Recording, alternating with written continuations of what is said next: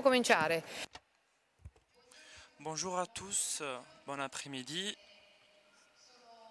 Je suis vraiment ravi, je suis Elisabetta Soio, une journaliste du Corriere della Sera. Je suis vraiment très contente d'être revenue ici au meeting de Rimini parce qu'il a raison, le président Violante que j'ai interviewé il y a quelques jours. Ici, on pense aux jeunes, on pense à former les jeunes et ici, il y a beaucoup de possibilités, beaucoup de grandes possibilités pour échanger les avis.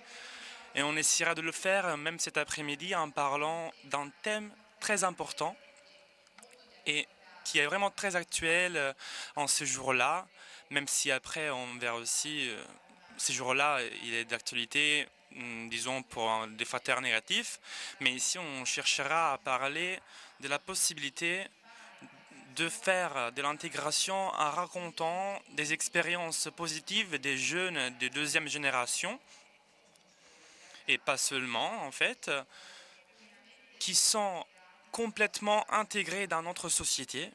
Donc on essaiera d'approfondir ces histoires qui sont les histoires d'une des expositions du meeting Nouvelle Génération, les visages jaunes de l'Italie multiethnique, qui est soigné, entre les autres, d'un groupe vraiment bien soigné des personnes, réalisé par Giorgio Palucci aussi, un journaliste et écrivain.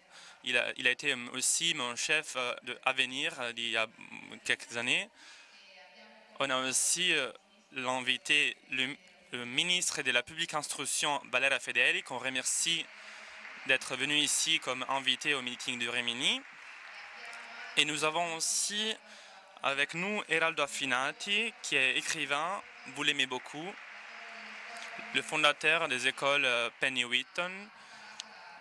Et il a préparé aussi la préface de l'édition de cette exposition. Si vous ne l'avez pas vue, allez la voir parce qu'elle est vraiment extraordinaire, surtout pendant ces jours-là où nous sommes encore très touchés, très frappés par cet attentat qui a touché Barcelone, une ville qui est quand même proche à nous.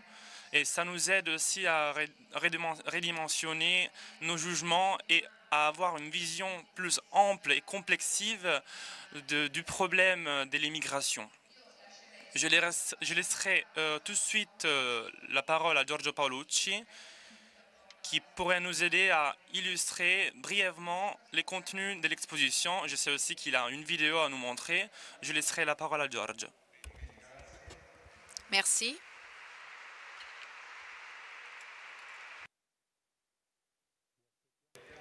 Nous vous attendons bien entendu tous à l'exposition, mais voici un petit apéritif avec cette vidéo que nous allons voir dans quelques minutes, qui montre bien la perspective dans laquelle nous nous sommes placés face à cet aperçu de l'Italie. C'est la perspective de la rencontre, la perspective de faire parler cette réalité plutôt que parler de cette réalité. Donc, je voudrais commencer par vous montrer cette vidéo. Nouvelle génération. Les visages jeunes de l'Italie multiethnique.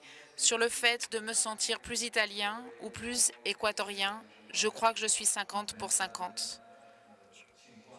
50-50, mais je dirais plus, je suis plus 100%, 100%. Je vivais comme une Sri Lankaise, mais quand j'allais au Sri Lanka, j'étais à moitié italienne. Je ne veux pas être 100% romaine. Je veux vivre ici. Je veux vivre ici. J'ai toujours été combattue entre savoir si je suis italienne ou si je suis...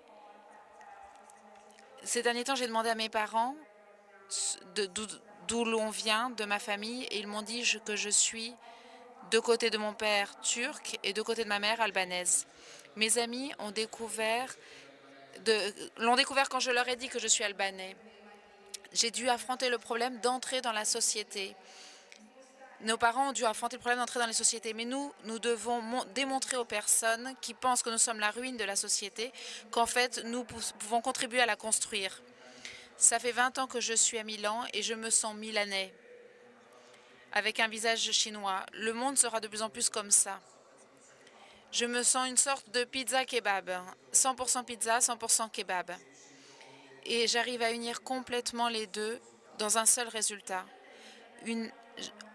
Je suis rentrée au Maroc en vacances et je m'aperçois, les personnes, ils me regardent comme celui qui vit à l'étranger.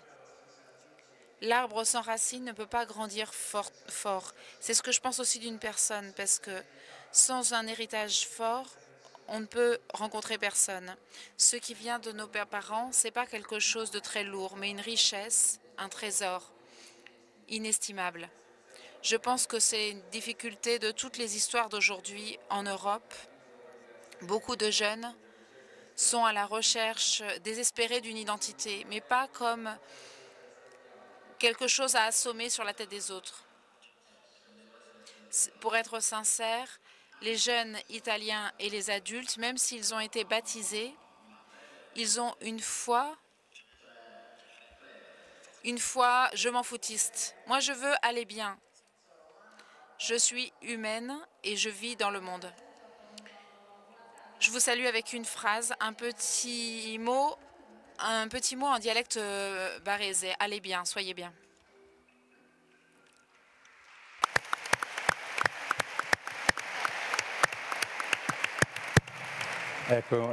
Voilà. C'est un petit aperçu de l'Italie que nous avons voulu raconter dans cette exposition. Donner de la visibilité à ce qui existe. Certaines personnes, après l'exposition, sont venues nous dire, certains visiteurs, mais on ne pensait pas que les choses étaient déjà comme ça. On pensait que c'était l'avenir. En réalité, c'est le présent. Le présent fait d'1,5 million de jeunes, mineurs, enfants d'immigrés qui sont arrivés ici, des jeunes nés en Italie ou arrivés enfants quand ils étaient petits. Ils ont rejoint leurs parents, ils ont fréquenté nos écoles. Ils sont en train de devenir une partie de l'Italie qui change, une partie de l'Italie multiethnique. Ils constituent un nouveau visage de la manière dont on peut être italien, au-delà de ce qui est écrit sur leur passeport, sur leur carte d'identité. Ils ont un très grand désir d'appartenir à notre société, pas seulement du point de vue linguistique, mais aussi du point de vue de la valeur, un désir d'amitié, un désir de former une société ensemble, de vivre ensemble. Je parlais d'1,5 million de nouveaux Italiens. 815 000 sont des étudiants étrangers des élèves étrangers qui vont à l'école, à partir de l'école maternelle jusqu'au lycée, 9% du total de la population scolaire, et 6 sur 10 d'entre eux sont nés en Italie. Donc depuis qu'ils sont petits, ils partagent la destinée de nos enfants, de nos petits-enfants. La tentative de l'exposition, c'est de valoriser l'expérience, de raconter ce qu'il y a, et non pas de faire de la sociologie, des statistiques, de la politique avant tout, mais de rendre acte du grand changement qui se réalise actuellement dans notre pays. Donc le premier mot-clé de l'exposition est le mot changement. Pour témoigner de cela, je crois que nous avons aussi le devoir, et permettez-moi, en tant que journaliste, je dirais même la mission, de changer la narration, c'est-à-dire rendre la narration de ces thèmes moins anxiogène, moins liée aux phénomènes dramatiques et négatifs qui existent bien sûr, et dont il ne faut absolument pas se voiler, mais montrer que cette forêt silencieuse grandit et est en train de changer la peau et les paramètres de notre société. Donc il s'agit d'une exposition qui n'est pas à lire, mais surtout à vivre. Nous pensons que notre exposition est un petit événement, un chantier ouvert. Et pour ceux qui viendront la voir, vous verrez comment on l'a conçue, avec des espaces ouverts où on peut voir des vidéos qui parlent de l'école, de la famille, des sociétés sportives, des associations sportives et des groupes où ces jeunes rencontrent d'autres personnes. Et surtout, dans un but d'impliquer les visiteurs dans l'expérience de l'exposition. Nous organisons 2 rencontres par jour où nous avons invité les acteurs de l'exposition à se faire connaître des visiteurs du meeting. Avant, il y avait le chinois des raviolis, celui qu'on a vu dans la vidéo. Oui, il y a un chinois qui a inventé une raviolerie, un restaurant de raviolis à Chinatown, à Milanais, avec l'un des plus anciens bouchers de Milan. Donc c'est un exemple de comment l'amitié et la cohabitation peut créer aussi une entreprise bénéfique, comme on peut dire. Oui, ensuite on va en parler. Donc le premier mot, c'est le mot changement. Photographier un changement qui existe déjà, qui est déjà là. Le deuxième mot-clé, c'est un voyage à travers le mot tradition. Et donc à travers le mot héritage que le meeting a utilisé dans son titre à travers la citation de Goethe. Il est intéressant par exemple de remarquer, et on le montre au début de l'exposition, que ce mot tradition est très présent dans la tête et dans l'esprit, le cœur des jeunes des nouvelles générations. Nous avons mis deux phrases au début, celle d'un célèbre théologien catholique, Romano Guardini, qui écrit « Dans la monotonie de la difficulté d'aller en avant, nous risquerions de suffoquer. » Donc c'est-à-dire que la tradition ne peut pas être simplement la répétition mécanique de valeurs et d'expériences, mais il faut toujours se l'approprier en tant que jeune. Elle doit toujours se mesurer à la liberté des personnes. Il ne faut pas concevoir uniquement la tradition comme un sac que je porte sur mes épaules. À un moment donné, ce sac, il faut l'ouvrir et voir si ce qu'il y a dedans me correspond. Voir si il y a quelque chose qui fonctionne pour construire mon bonheur. Et ça, c'est une opération que les jeunes des nouvelles générations font parce qu'ils ont sur leurs épaules des traditions parfois très éloignées, très différentes de celles de l'Occident, et ils les confrontent avec ce que l'Occident leur propose. George, je t'interromps parce qu'à mon avis, cette expérience de se confronter à la tradition est aussi une expérience des jeunes Italiens, parce que mais les jeunes Italiens aussi ont à se confronter à la tradition de leurs parents, qui aujourd'hui est elle aussi à distance d'années-lumière, parce qu'on sait que les générations changent très vite. Et donc c'est un thème qui, en fin de compte, concerne tout le monde, n'est-ce pas? Se confronter à une culture pour trouver une identité, c'est quelque chose que les jeunes Italiens et les jeunes nés de parents étrangers ont en commun. Oui, tout à fait. L'une des choses les plus intéressantes que nous avons découvert en nous circulant dans l'Italie pour faire ces interviews, c'est voir cette coïncidence. C'est-à-dire que la manière dont on voit le passé et dont on considère si le passé peut être utile pour le présent, c'est la vérification d'une correspondance. C'est-à-dire, si ce passé me correspond, me dit quelque chose de vital, je l'assume. Si c'est uniquement par devoir, je ne le prends pas. Et ça, que ce soit les jeunes italiens, les jeunes fils d'immigrés ou les jeunes d'origine italienne, ils le font tous. Donc, cette exposition, en illuminant le monde, nous oblige à nous interroger pour savoir comment nous nous comportons face à nos enfants ou face à nos petits-enfants. Le troisième mot-clé, c'est le mot identité.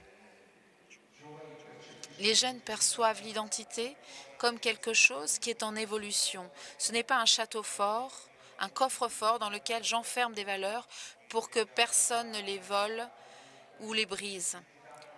Une identité non pas comme une cuirasse que j'endosse pour aller combattre l'ennemi qui envahit mon territoire, mais l'identité comme une série de certitudes dans lesquelles ma vie est ancrée et en même temps comme une grande ouverture vers l'autre. L'identité se réalise uniquement dans la mesure où elle est capable de rencontrer tout le monde, pas dans la mesure où elle s'enferme dans une tour en pensant pouvoir défendre son territoire. La véritable identité, c'est une identité capable de rencontrer tout le monde en s'appuyant sur les certitudes qui l'animent. Je ne peux pas dire tu, je ne peux pas dire moi si je ne dis pas nous. La plénitude du moi se réalise dans la rencontre avec l'autre. Et cela, c'est très évident, particulièrement évident dans ces jeunes qui arrivent en Italie petits ou qui naissent en Italie avec un patrimoine très différent du nôtre, mais qui comprennent combien la rencontre avec notre patrimoine peut les enrichir. En ce sens, à mon avis, ils peuvent aussi nous indiquer une direction. Lorsque nous disons que l'on veut défendre l'identité italienne, parfois, ce terme peut être mal entendu, il peut être instrumentalisé. L'identité italienne, ce n'est pas quelque chose de fermé, mais c'est quelque chose qui a toujours été en mesure au fil des siècles d'aller à la rencontre des personnes qui entrent en Italie, qui envahissaient l'Italie, mais qui en étaient contaminées. À la fin du catalogue de l'exposition, il y a un essai qui raconte cela. Depuis toujours, l'Italie a été une terre de contamination. Depuis toujours, l'Italie a été une terre qui a été capable d'être contaminée et de contaminer ceux qui arrivaient. L'expérience qui vient de la construction de cette exposition nous le confirme. C'est-à-dire que ces jeunes ont le désir d'interagir avec nous et ils nous rendent capables d'ouvrir notre horizon sur ce qu'est l'Italie du futur. Une Italie qui prendra toujours plus compte de cette réalité et dont cette réalité, je crois, pourra s'enrichir. Merci, Giorgio.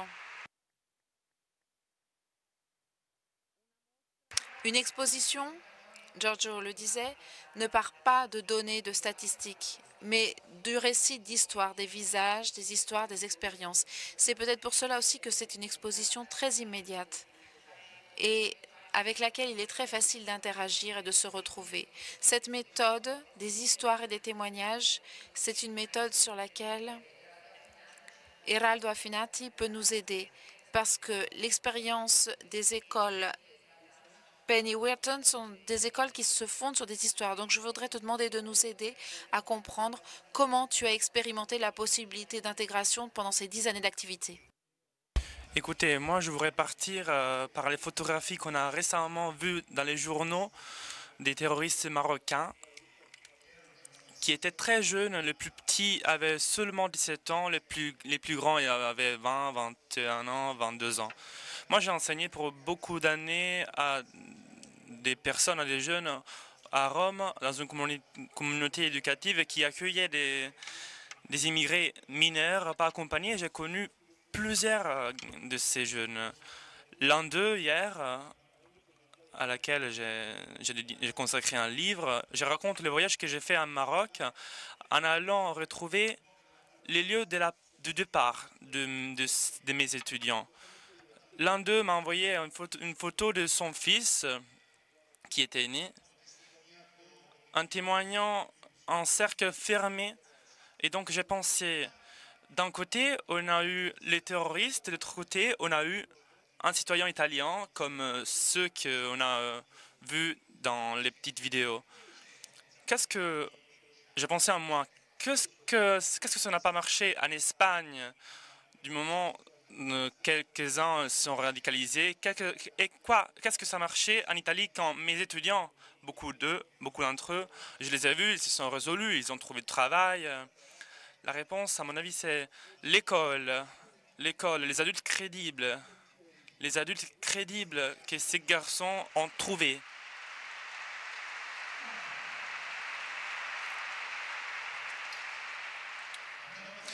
La question que je me pose, c'est qui est l'adulte crédible? Dans quelle manière on peut représenter pour ces garçons, en quelque mesure, une expérience formative pour les faire grandir? L'adulte crédible, c'est celui qui fait un choix. En pouvant prendre plusieurs voies, j'ai choisi de prendre cette route et je la donne à cet adolescent comme point de référence.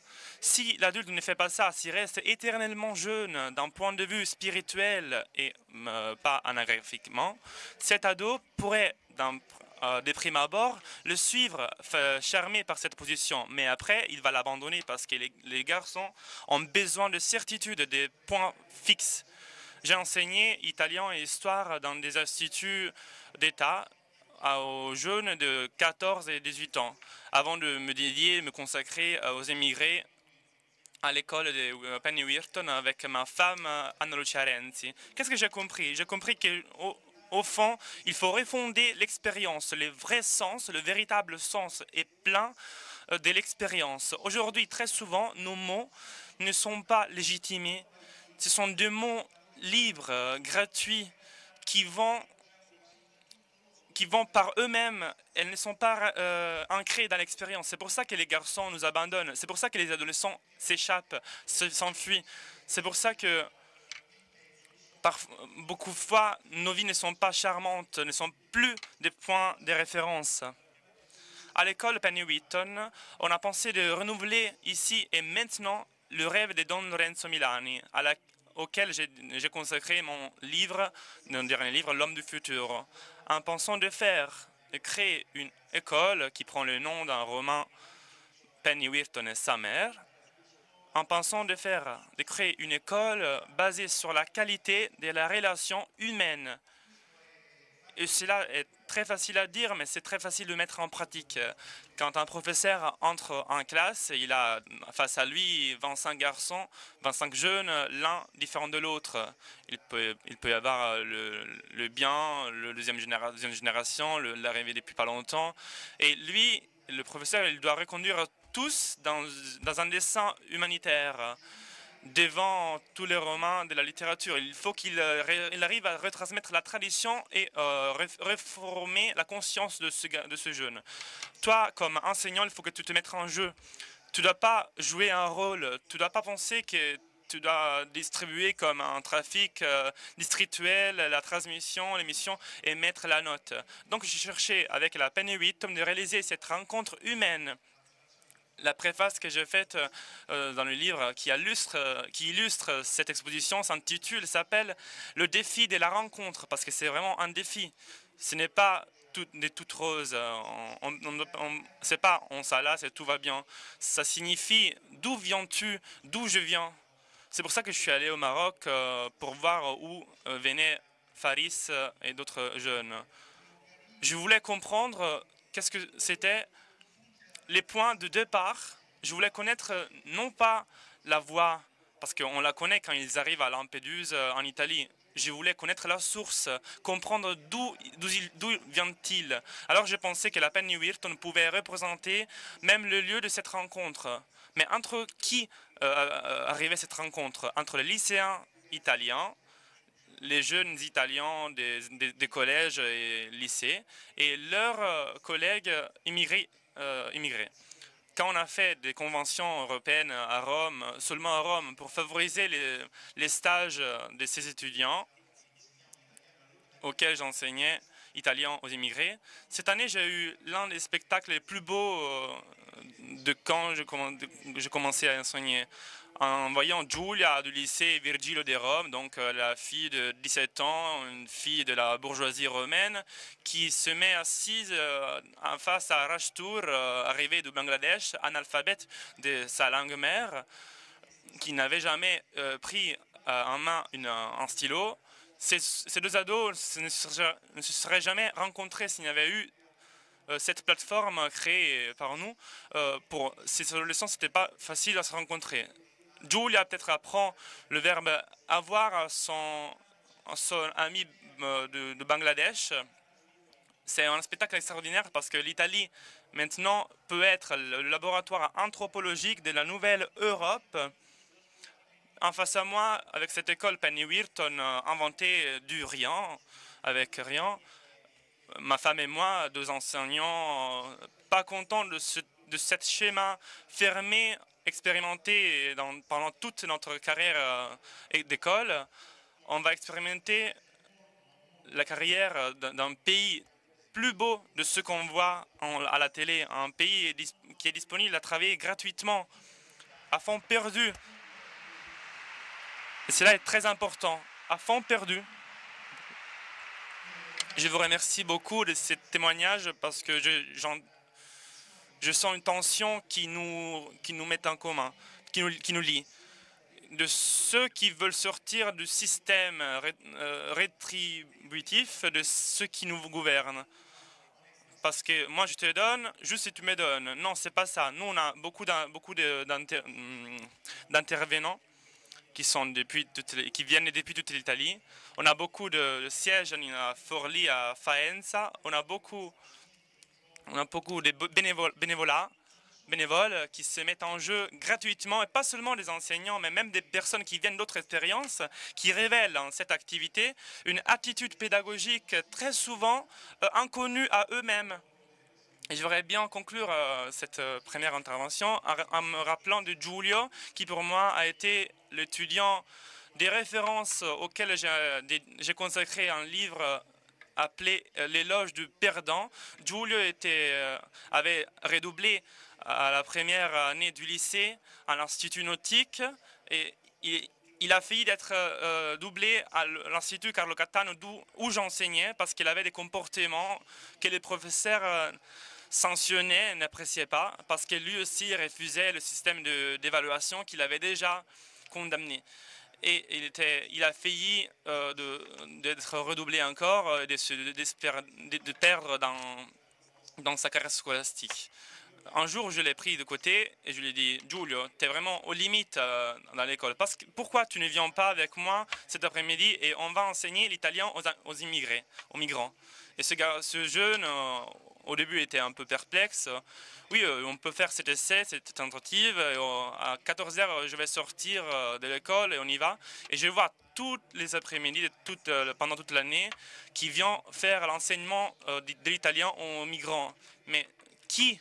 Le même garçon qui avait redoublé, le même qui avait des problèmes de comportement, le même qui était rebelle. Oui, vraiment lui. Il s'est transformé en bénévole. Il m'aide à diviser même les autres garçons, les autres jeunes, quand il y avait des tensions entre eux, en se mettant entre eux comme s'il était un petit éducateur. Pour moi, ça, c'était vraiment l'une des plus belles choses que j'ai vues pendant ma carrière d'enseignant. Et c'est pour cela la raison qu'il faut travailler pour l'expérience qu'on fait ne reste pas inécoutée.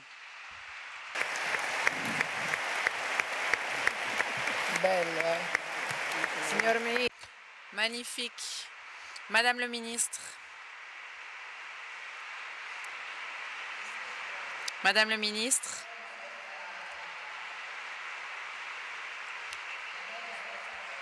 Voilà quelque chose de beau.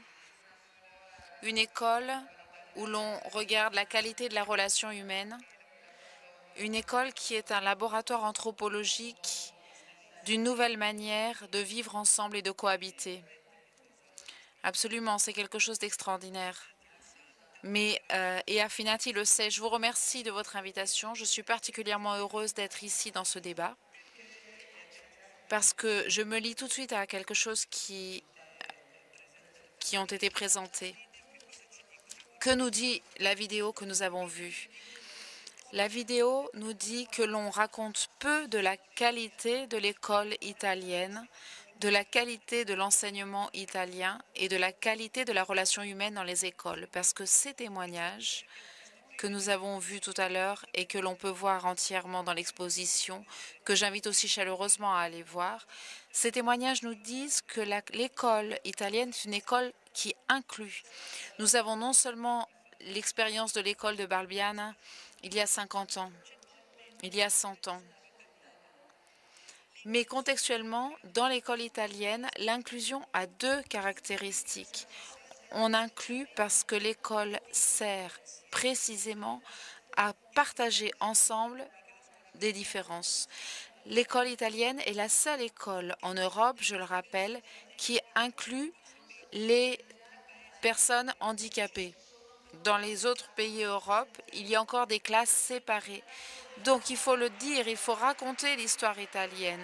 Et en racontant l'histoire italienne, l'histoire inclusive, cela veut dire que nous avons dans notre ADN culturel, dans l'expérience telle qu'elle a été racontée par Affinati, c'est très important. Accueillir signifie intégrer. Attention, c'est pas insérer, c'est-à-dire que ce n'est pas que je te prends et je t'insère dans un contexte qui ne change pas. C'est une intégration mutuelle. Les nouveaux Italiens sont aussi nos jeunes, nos enfants, nos petits-enfants qui grandissent dans des classes qui sont différemment composées. Les 815 000 jeunes qui fréquentent nos écoles sont une richesse réciproque, tout comme sont une richesse réciproque les différentes situations, les différentes humanités, les différentes caractéristiques que les individus ont. Je crois que c'est la première chose qu'il faut affirmer. La seconde chose que je veux affirmer ici, c'est qu'il y a des contradictions dans ce parcours, qu'il est facile d'affirmer parmi nous. Mais il y a d'autres choses qui sont importantes si l'on veut poursuivre dans cette lignée, pour rendre l'école le tournant pour se réapproprier ce que nous ont remis les générations précédentes, nos pères, comme le dit le titre. L'école est le moteur de ce changement. Je pense que l'on reconnaît peu dans notre pays la fonction générale de l'instruction et de l'éducation. On dirait qu'il s'agit d'un thème qui ne qui ne regarde que le ministère de l'Instruction, de l'Éducation nationale, mais cela considère l'ensemble de la société. Si nous voulons vraiment faire en sorte que les nouvelles générations construisent à travers des connaissances et des compétences, des qualités de relations humaines, une nouvelle société de qualité, les nouvelles générations naissent des écoles, mais elles naissent des écoles si on reconnaît aux écoles une fonction générale pour le pays, si on reconnaît aux écoles les valeurs qui sont exprimées. Attention, on ne fait pas l'école. Bien entendu, la finalité de l'école, c'est la formation et l'éducation pour les étudiants, pour les élèves. C'est le point central. Mais comment fait-on l'école ? Nous ne pouvons pas rester un pays qui ne fait pas et qui ne donne pas de reconnaissance culturelle et sociale aux enseignants, aux directeurs, à tout le personnel qui agit dans l'école, parce que ce sont eux qui, concrètement, quotidiennement, font vivre l'ensemble des responsabilités que l'on a. Si l'on regarde aussi l'expérience du bénévolat, parce qu'il est vrai que dans notre pays, elle est très présente. Il faudrait même l'augmenter davantage. Mais qui peut tenir tout cela? Ce sont les enseignants, les professeurs et l'ensemble du personnel. C'est pour ça que je pense que lorsque l'on parle, et c'est fondamental, des nouveaux Italiens, cela signifie savoir investir réellement sur une qualité formative plus forte, plus grande. Nos enseignants le font. Oui, bien sûr, j'ai compris ce que disait Finanti, mais je me permets de dire oui. Il ne faut pas y avoir seulement un échange entre je te donne ma compétence, ma professionnalité et la reconnaissance économique. Mais on ne peut pas un pays ne peut pas aller loin si, dans l'échelle nationale, les rétributions des enseignants sont les plus basses de toute l'instruction publique, parce que cela signifie qu'on ne reconnaît pas la valeur de cette fonction. Nous ne pouvons pas commencer à demander, et c'est juste parce que l'école est un point central, le meilleur pour nos jeunes et ne pas les soutenir avec de nouvelles compétences, de nouvelles didactiques, de nouvelles qualités d'enseignement. Parce que je pense que là-dessus, les investissements que nous avons eus sont absolument fondamentaux. Comme je sais qu'il faut que je sois concise, je conclus avec quelque chose. Si l'école n'est pas cela, si elle n'inclut pas, ce n'est pas une école. Ce n'est pas moi qui le disais, mais Don Milani. L'école, pour ceux qui réussissent déjà, c'est partiel, comme un hôpital. On ne le fait pas pour ceux qui vont bien. On le fait pour ceux qui ont besoin d'avoir plus d'instruments, de connaissances et de cohabitation. Et puis, nous sommes dans un monde qui est interdépendant, qui est déjà changé. Donc, si nous voulons vraiment miser sur les nouveaux Italiens, les nouvelles Italiennes, l'école à avoir et il faut que ça devienne un sujet national. Merci, Madame le Ministre. Par conséquent, vous venez de nous annoncer que vous allez mener une bataille pour... attention, parce qu'il ne faut pas parler en vain. Une bataille pour les rétributions d'enseignants. Oui, bien sûr, je le fais. Ce n'est pas quelque chose de démagogique. Bien sûr, je le fais parce que c'est important. Si vous avez une compétence, un professionnalisme qui est important pour l'ensemble du pays, il faut socialement le reconnaître. Et si on le reconnaît socialement, il faut aussi le reconnaître d'un point de vue de la rétribution et également d'un point de vue de la fonction, également sur le plan du nombre, de l'effectif. Sinon, ce n'est pas vrai. Mais c'est une bataille qui est juste parce qu'elle replace au centre la valeur de l'éducation permanente. Ce n'est pas moi qui le dis. J'utilise une phrase qui m'a beaucoup frappée, qui m'appartient par mon histoire et qui m'a beaucoup touchée dans une dernière rencontre avec le pape François. Lorsque lui, face à 7000 jeunes que nous avons rencontrés ensemble dans la salle Nervi, disait « Le défi, c'est un défi qui est lancé à l'éducation, à la communauté éducatrice.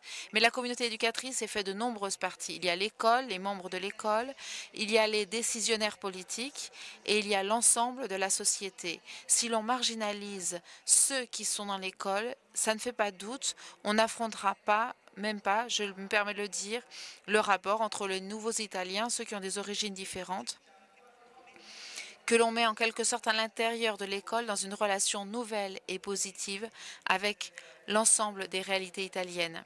Mais il y a un rapport nouveau qu'il faut également créer avec les territoires, avec les familles qui vivent dans les territoires.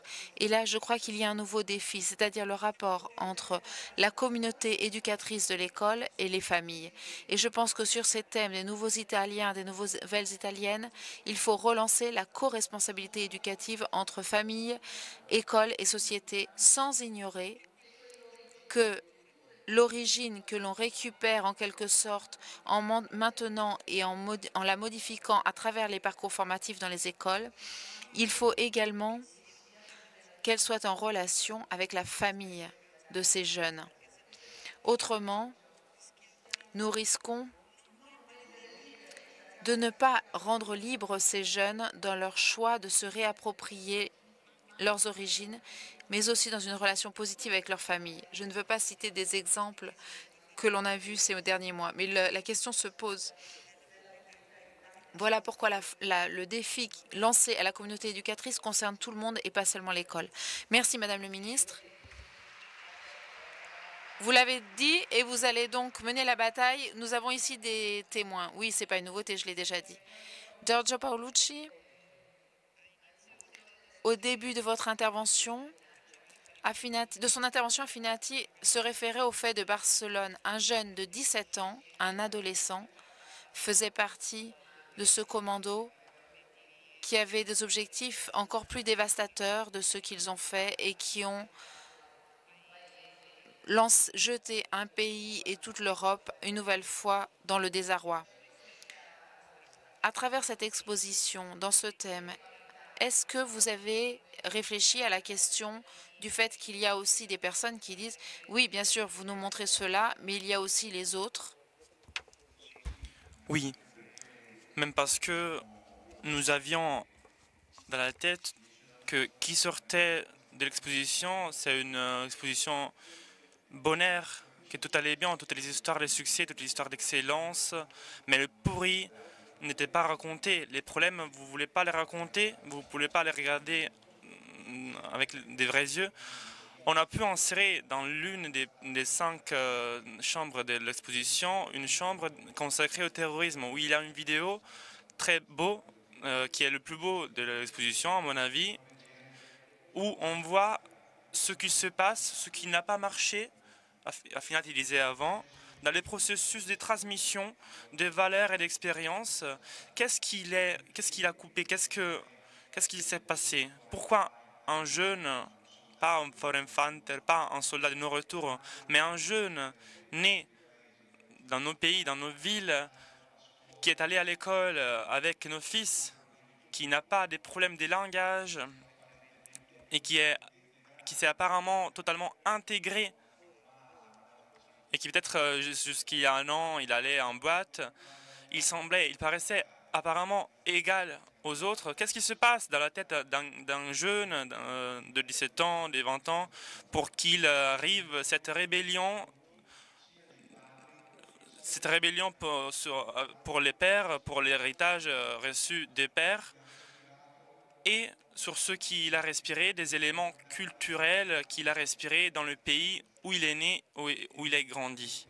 On a eu l'occasion, je veux le raconter parce que c'est l'un des fruits les plus beaux de ce travail, d'aller interviewer dans le banlieue de Bologne la mère, Valeria Cadigia Collina, la mère du premier terroriste italo-marocain qui a participé à l'attentat de Londres de mars de cette année, 2017, une femme bolognaise qui est convertie à l'islam et épousé un citoyen marocain et qui a grandi ce garçon, ce jeune qui vivait en grande partie en Maroc, en grande partie en Italie, et elle raconte comment à un certain point elle l'a vu s'éloigner, pas seulement de manière physique, mais même de manière mentale, du cœur de sa mère. Et à un certain moment, elle dit « J'ai vu qu'il était en train de se ossifier, il était en train de se réduire en squelette. Il avait oublié qu'est-ce que ça voulait dire rechercher la vérité, la beauté.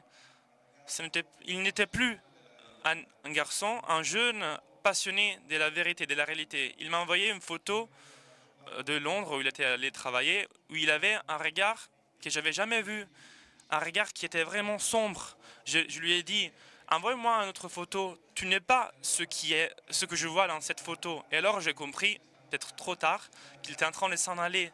Il s'en était allé déjà de cette recherche peut-être religieuse qu'ensemble ils avaient vécu. Je veux aller en Syrie, il disait, parce qu'en Syrie, il y a la possibilité de travailler, de se refaire une famille.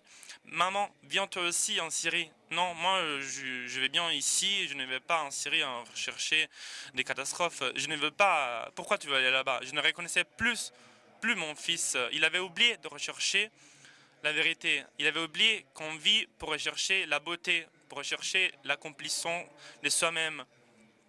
On est en train de rechercher, disons, la raison du terrorisme, avant même de rechercher la prévention, le contrôle, la collaboration entre les services secrets. Il n'y a pas longtemps, il y avait un service à la radio qui avait donné un reportage qui avait donné des chiffres impressionnants à propos des services secrets.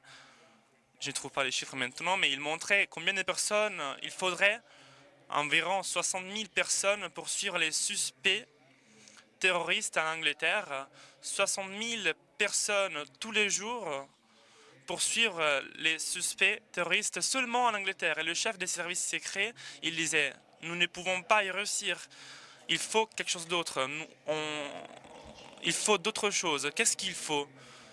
Il faut ce qu'il a final disait avant, il faut le charme, il faut l'attractive plus forte du vide qui s'est créé dans l'esprit de ces jeunes-là. Parce que chaque vide qui s'est créé sera rempli par la violence s'il n'est pas rempli avant par quelque chose de positif. Donc l'exposition, je pense qu'il a l'un des points les plus émouvants dans le témoignage de cette femme et en ce que nous a raconté il y a pas longtemps Wael Farouk dans les travaux éducatifs, les grands travaux éducatifs qui servent pour faire en sorte que ce vide soit rempli des expériences positives et pas du nihilisme qui amène ces jeunes à mourir.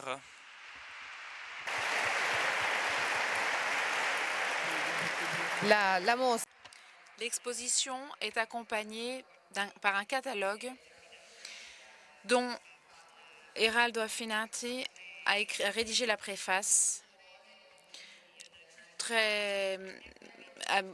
dirigée par le cœur et par une analyse aussi très lucide.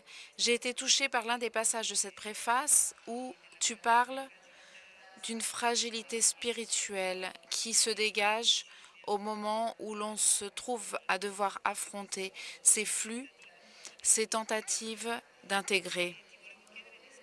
Et je voulais donc te demander de mieux m'expliquer ce que tu entends par fragilité spirituelle. Est-ce que c'est un problème qui est à nous, un problème des Italiens, un problème européen ou un problème plus général? D'où cela vient? Alors, Finkielkraut, un grand penseur français, a écrit un livre intitulé « L'identité malheureuse ». C'est comme si en Europe, il y avait une tentative de retrouver des raisons, les raisons de la cohabitation. Nous, les Européens, nous avons l'une des responsabilités historiques les plus fortes vis-à-vis de ce que l'on appelle les damnés de la terre. Il faut parvenir à retrouver la manière pour compenser chez ces peuples le poids de la colonisation que nous avons eue. Et nous, Italiens en particulier, dans l'Europe, nous avons une mission historique parce que nous ne sommes pas seulement la frontière méridionale de l'Europe, mais nous sommes également le pays où est né l'humanisme, le pays de la naissance, de la renaissance de l'esprit critique. Donc, idéalement, nous devrions être la tête du vieux continent parce que l'Europe est née dans les monastères bénédictins et c'est nous qui devrions dicter les règles à Maastricht. Mais comment le faire si ce n'est pas dans une confrontation humaine directe avec ces nouveaux peuples? Là, il peut y avoir deux types de réactions. Soit il y a une sorte de romanticisme envers les autres, envers les autres qui nous conduit à abandonner nos traditions, ou bien il peut y avoir une fermeture hystérique sur notre position identitaire. Voilà, ces deux positions sont toutes les deux erronées. Il faut parvenir à trouver la force dans nos valeurs en les mesurant à celle des autres. Donc en les mettant en jeu, pas en les mettant dans le coffre-fort. Parce que si on garde nos valeurs cachées, couvertes par une assurance, bien sûr, ces valeurs restent lettres mortes et l'on s'aperçoit qu'elles ne servent à rien. Nos racines, un jeune dans la vidéo a dit à un moment, je l'ai noté, sans racines, l'arbre ne grandit pas. C'est un jeune que dans la vidéo qu'on vient d'entendre. Mais les racines d'un homme, essayons de les imaginer. Elles se croisent avec celles de tous les autres. Les racines d'un homme ne sont pas seulement les siennes. Elles se croisent, elles rencontrent celles des autres. Donc si l'on fait vibrer les racines de notre plante, si tu fais vibrer les racines de ta plante, de ton histoire, c'est comme si cela interpellait toutes les autres. Et ce mouvement qui te conduit à sortir de l'individualisme, ce mouvement qui t'amène à sortir du subjectivisme, t'amène à une choralité. C'est-à-dire que tu ne te perds pas dans l'autre, tu ne te pulvérises pas dans l'autre, mais tu affirmes ton caractère fortifié par la confrontation avec l'autre. Voilà, ce travail, où est-ce que nous pouvons le faire si ce n'est pas dans l'école? C'est là, c'est dans l'école que nous jouons tout. C'est dans l'école que nous nous efforçons de retrouver le sens de cette rencontre. Mais il y a un problème, et Madame le ministre le soulignait tout à l'heure de manière assez douloureuse. Le décalage entre l'école et la famille. Il ne faut pas se voiler la face. Les enseignants aujourd'hui sont plus seuls que Don Lorenzo Milani parle d'un passé. Don Lorenzo Milani, avec ses 6 premiers moines, lorsqu'il allait voir les parents de ces jeunes, la maman, lorsque l'enfant venait se plaindre parce que peut-être que le prêtre lui avait un peu tapé, lui avait donné une petite... Et la mère lui disait, mais si c'était moi, je t'en aurais donné 2. Donc la mère, en quelque sorte, soutenait l'action du maître. Aujourd'hui, ce n'est pas le cas. Souvent, les familles, en quelque sorte, quand elles existent, parce que très souvent elles n'existent pas, elles sont absentes, parfois elles sont un obstacle pour l'action éducative. Donc il faut recoudre ce déchirement, il faut guérir cette blessure, il faut essuyer ces larmes, parce que c'est un problème profond. Il y a une fracture éthique qui fait que l'on a d'un côté ces valeurs qui sont énoncées et de l'autre, on a des jeunes livrés à eux-mêmes. Je le reconnais parce que j'ai longtemps enseigné dans les zones bourgeoises romaines. Ce sont des jeunes qui, l'après-midi, n'ont aucun point de repère. Ils sont encore les jeunes dont parlait Don Lorenzo Milani quand il affirmait le concept d'égalité des points de départ. Un mythe du XXe siècle. Combien de fois nous l'avons entendu? Tous doivent partir de la même position. Oui, mais quand tu donnes la 10 sur 20 à Pierino, est-ce que c'est la même chose que le 10 sur 20 que tu donnes à Gianni? Non, c'est pas la même chose, parce que Gianni, lui, il a peut-être jamais lu un livre de sa vie. Tandis que Pierino, lui, quand il arrive en classe, il a déjà lu des livres, il est allé au théâtre, il a vu des films. Donc, le 10 sur 20, disons, de Pierino, disait le prieur de Barbiana, c'était peut-être un 9 ou un 8. Et celui de Gianni, c'était peut-être un 10, un 12 ou un 14. Donc, il faut récompenser ce que ces jeunes atteignent. Pour faire cela, il faut une alliance avec les parents, avec l'institution. Et moi qui voyage pas mal et qui va dans beaucoup d'écoles italiennes, je vois beaucoup d'enseignants vraiment passionnés, prêts à se mettre en jeu, à mettre les mains dans la cambouis. Mais souvent, ils sont emprisonnés dans un réseau bureaucratique qui pénalise et mortifie les meilleures initiatives. Je me souviendrai toujours lorsque un professeur m'a dit à la fin d'un cours de formation, j'ai fait une rencontre pour raconter plus ou moins ce que je suis en train de dire maintenant, et à la fin cette enseignante me dit, mais moi maintenant, il faut que j'écrive le bilan de compétences cet après-midi.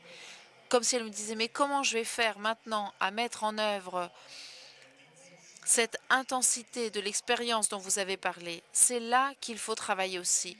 Il faut parvenir à alléger le travail, mettre l'enseignant lui donner de la fraîcheur, le mettre avec toute sa force et son intensité face aux jeunes, en le libérant de tous ces poids démocratiques qui l'alourdissent. Mais il faut avoir la force de parler à chacun. Et l'école ne peut pas le faire toute seule. On ne peut pas donner à l'école un poids qu'elle ne peut pas porter seule. Il faut retrouver des actions communes à faire. Même si la couleur de notre casaque est différente, il faut retrouver des actions communes. Nous avons des bénévoles qui sont tous différents les uns des autres. Il y en a qui font une certaine action pour des raisons politiques, pour une idée politique à réaliser. L'autre qui a une foi religieuse. L'autre qui est dans une crise existentielle à laquelle il veut s'opposer. Ces personnes sont différentes. Et si elles se parlaient entre elles, elles seraient peut-être en désaccord. Mais face à Mohamed, elles se trouvent parfaitement dans la même situation de gratuité pure qu'elle réalise avec lui. Il faut créer de nombreuses actions comme celle-ci qui peuvent nous unir plutôt que nous diviser. Merci.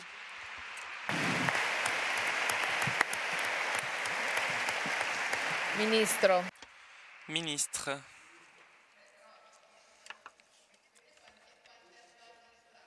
il prend beaucoup d'applaudissements quand il parle enseignant. Vous voyez, ça veut dire que la catégorie des enseignants, ce n'est pas AGT en Italie. Lui, il le fait.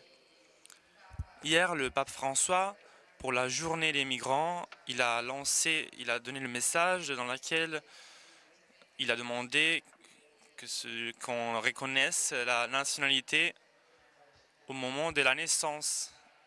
Il n'a pas parlé de Ius Soli, naturellement, mais c'est le débat qu'il est en cours maintenant dans le Parlement européen et qu'il est en train de diviser aussi la politique italienne à présent.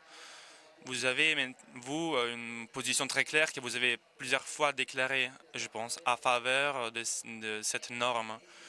Croyez-vous qu'on est en train d'affronter ce thème dans la bonne manière? Et surtout, croyez-vous que notre classe politique serait capable d'arriver à une décision sage, sage, juste et qui va dans la direction de l'intégration? Merci pour cette question. Ma conviction, je l'ai exprimée plusieurs fois, mais je veux même la préciser de cette manière. On est en train de parler d'intégration de nouveaux Italiens et de nouveaux Européens.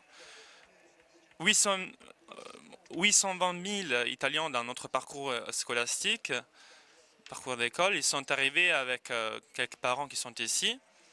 On est en train de parler de la relation humaine. Ils sont des garçons, des jeunes filles et des jeunes garçons qui sont en train de parler notre langue, qui mangent notre nourriture, qui jouent avec nos garçons. Et entre eux, ils se comportent même avec curiosité par rapport à leurs différences. Et quand, après, il y a un thème qui concerne leur citoyenneté, qui est aussi une chose importante, mais pas seulement voter, mais ça veut dire aussi faire beaucoup d'activités ou ne pas pouvoir le faire si on n'a pas la citoyenneté, la nationalité. Je crois aussi que la société italienne, je crois que c'est une conviction qui va plus à l'avant. Il y a la basse qualité de politique. Je veux le dire parce qu'on peut avoir des opinions différentes sur ce point, bien entendu. Mais vous voyez que la qualité du débat politique doit être respectueuse. Lorsque l'on parle d'enfants, de jeunes, en chair et en os, qui nous suivent dans le débat public, qu'est-ce qu'ils peuvent comprendre lorsqu'ils entendent des expressions extrêmement violentes, lorsque on les confond avec un thème qui n'a rien à voir par rapport aux thèmes importants, complexes, tels que l'immigration ou la question de la sécurité. Ça, c'est un thème important. Moi, je soutiens qu'une classe dirigeante qui veut véritablement créer des conditions positives, c'est une classe dirigeante qui doit trouver un point de synthèse positive sur cette loi, en sachant qu'elle ne va pas résoudre les problèmes, mais qu'elle correspond à un choix de valeurs qui nous appartiennent.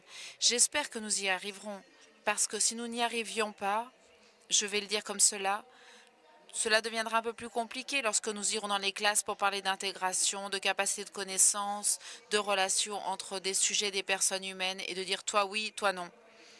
Et je vais le dire ici parce que pour moi, j'y tiens beaucoup, ce qu'il va se passer en termes de date l'année prochaine.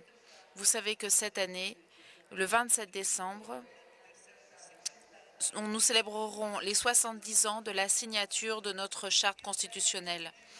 Le 1er janvier 2018, cela fera 70 ans que notre charte constitutionnelle sera en vigueur. Cela signifie, par exemple, que dans cette charte, nous avons un article, l'article 3 de la Constitution, qui déclare qu'une personne ne doit être discriminée en fonction de son sexe. On parle encore de race parce que, bien entendu, pour ne pas oublier les lois raciales, les opinions politiques, les conditions économiques, etc. Et nous allons le faire comme campagne dans les écoles. Si dans les écoles, nous affrontons tout cela et nous rappelons, nous ferons discuter, nous ferons apprendre à nos jeunes également la honte que l'on a eue l'année prochaine sur des lois raciales, lorsqu'on sera 80 ans dans les lois raciales. Parce que pour la seule raison d'être juif, on était éliminé des écoles. Comment est-ce que l'on pourra faire comprendre à nos jeunes qui sont déjà dans nos écoles, qui parlent nos langues, et j'étais vraiment très émue il y a un mois au Panthéon, à ces jeunes, je suis allée saluer ces jeunes, nous étions ensemble pour manifester pour le besoin de cette loi. Les journalistes demandaient « D'où es-tu » c'est-à-dire de quelle origine, et eux ils répondaient. Moi, ils disaient « Moi, je viens de Modène, je viens de Reggio Emilia, je viens de Padoue ». Et c'était très émouvant parce qu'ensemble, nous avons chanté l'hymne national. Bien sûr, ce sont des symboles, mais les symboles, ils signifient aussi des appartenances. Ils signifient la capacité d'être italien, y compris dans la reconnaissance des valeurs. Donc je crois que si une classe politique, avec toutes les attentions, avec toute la complexité, ce n'est pas quelque chose qui la facilite. Je sais bien qu'il y a des contradictions, mais c'est un signal important. Sinon, nous voulons continuer à construire le respect de la dignité des personnes. Il faut partir de la reconnaissance, de la citoyenneté pour ces jeunes après le cycle d'école qu'ils font avec nos enfants et nos petits-enfants. Si nous ne sommes pas capables de faire cela, je crois que nous subissons une régression culturelle et il devient ensuite difficile de dire que nous sommes encore une communauté éducatrice forte et unie.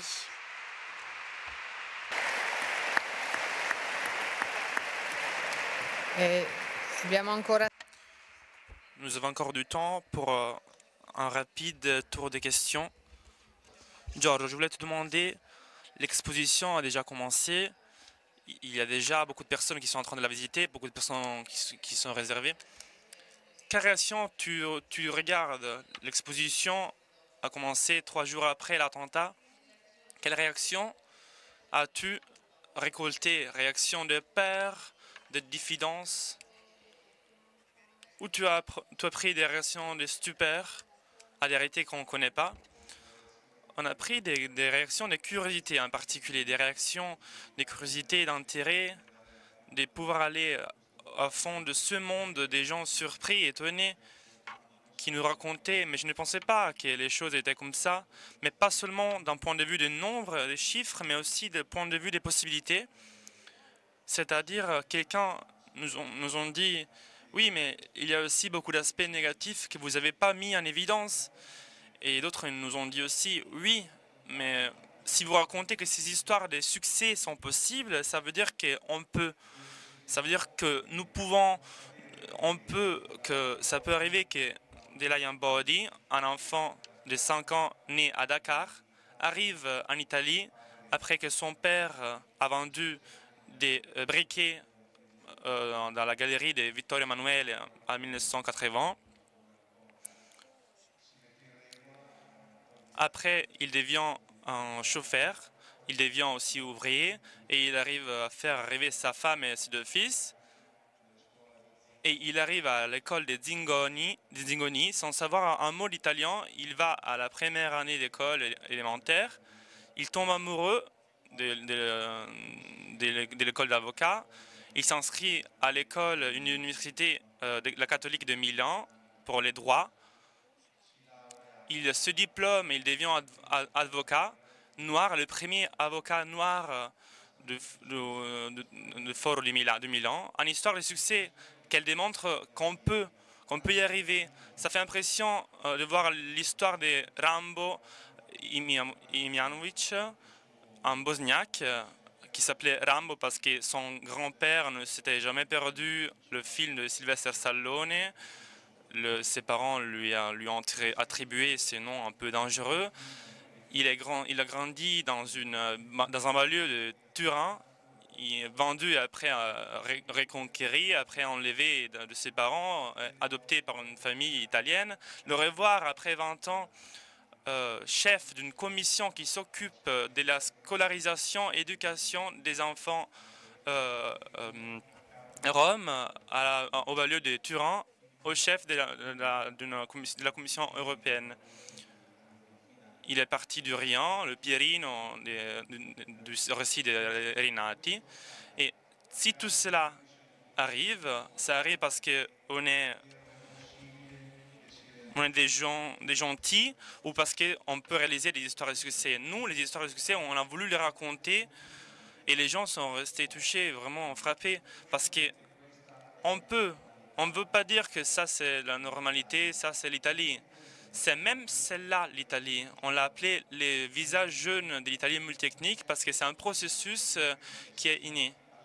Et je pense que c'est aux institutions j'ai volé ce projet de ressortir de la boue cette chose en or et voir que dans la boue il y a aussi l'or. Il faut donc remouvoir l'or de la boue. Donc toutes ces histoires de succès, on est touché par un mot qui les lie. Le mot rencontre. Ces personnes sont devenues comme ça parce qu'elles ont rencontré quelqu'un qui a changé leur vie. Ça pourrait être leur père, leur grand-père, un enseignant, un ami, un prêtre, l'entraîneur d'une équipe de foot, le chef d'un groupe musical, comme il est arrivé à Euro, un enfant, fils d'un père Hutu, échappé du Rwanda des strages de 1914. Ils l'ont amené à Rome dans la crèche politique. On voit Guro, chef d'un groupe musical de jeunes qui va dans les quartiers de Rome pendant les fêtes et il chante et il danse le hip-hop en impliquant des jeunes de 18 nations à la gare de Termini. Et l'expérience underground qu'on va présenter samedi à la fin du meeting à 12h30, la fin des rencontres des meetings. C'est l'une des petites perles qu'il y a. On peut dire qu'on est gentil avec cette Italie possible, mais ça c'est l'Italie possible, ça c'est l'Italie qu'on veut construire avec eux.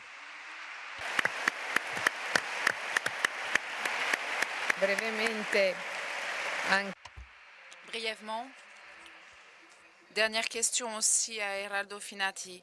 Giorgio Paolucci parlait de rencontre. À ton avis, est-ce qu'on a peur de la rencontre? Est-ce qu'on a encore peur de se rencontrer? Oui.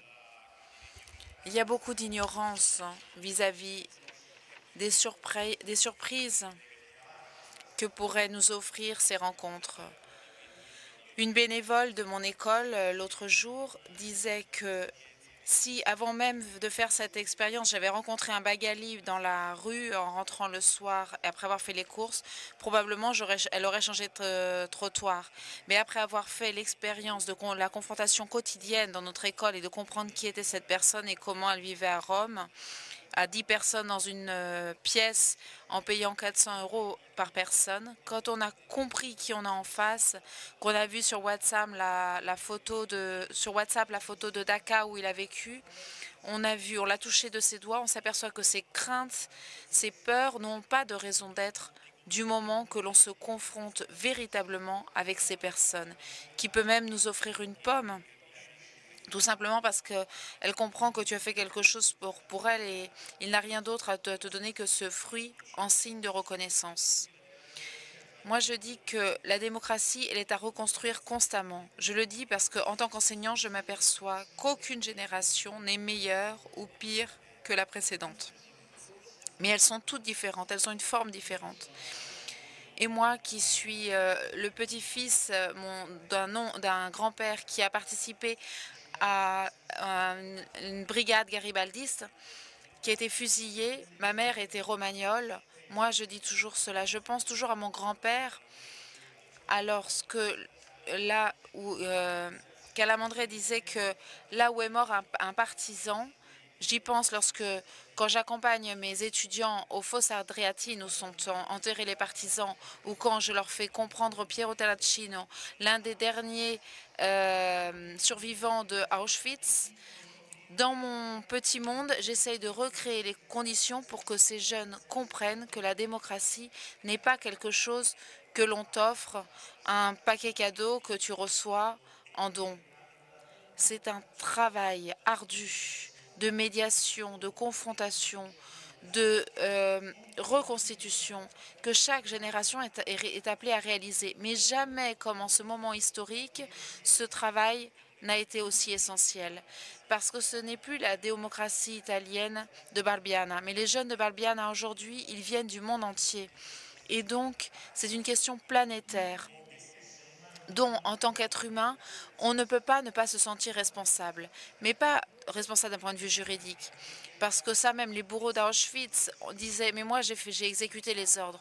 Donc, il ne suffit pas d'affirmer une responsabilité sur le plan juridique.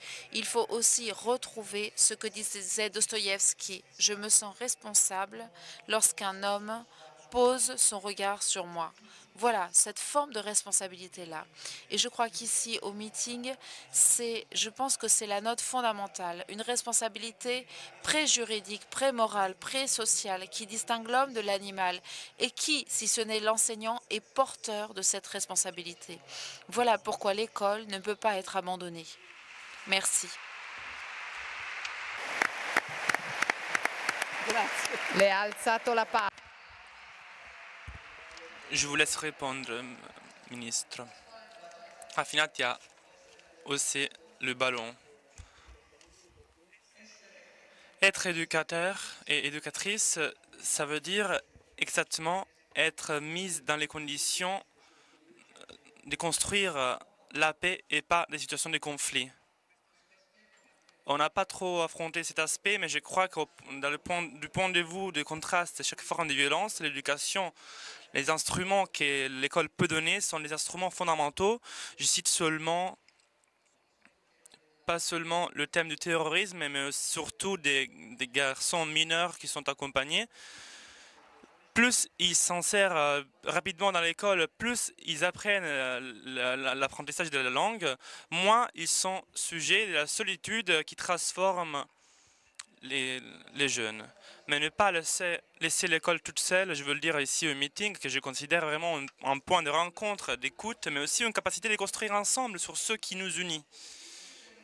Je crois qu'on devrait ensemble reconstruire, le disait Effinati, parce qu'on sait qu'on est en train de travailler, je voudrais vraiment reconstruire, on est en train de l'activer, un pacte nouveau de mérite concret, pas seulement des visions, mais d'actes concrets entre école, monde de l'école, famille et société.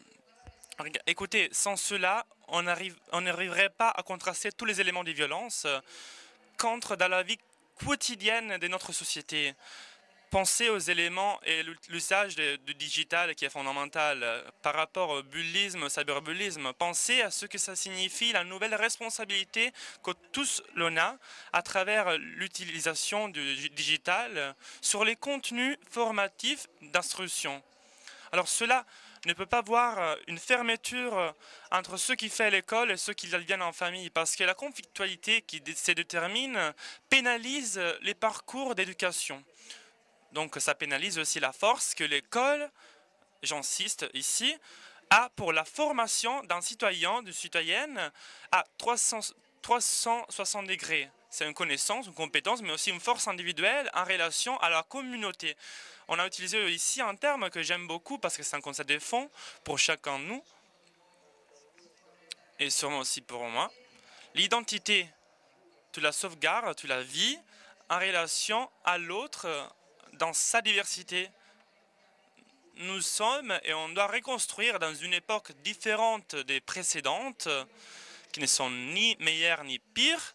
le concept, on a reconstruit le concept de nouvelle humanité qui désormais est interconnectée, et c'est aussi un élément qu'on doit affronter dans cette nouvelle humanité. On ne doit pas avoir peur de ces nouvelles différences. On doit savoir affronter, comprendre la peur. Je ne suis pas une personne qui élude les problèmes, qui veut passer le problème.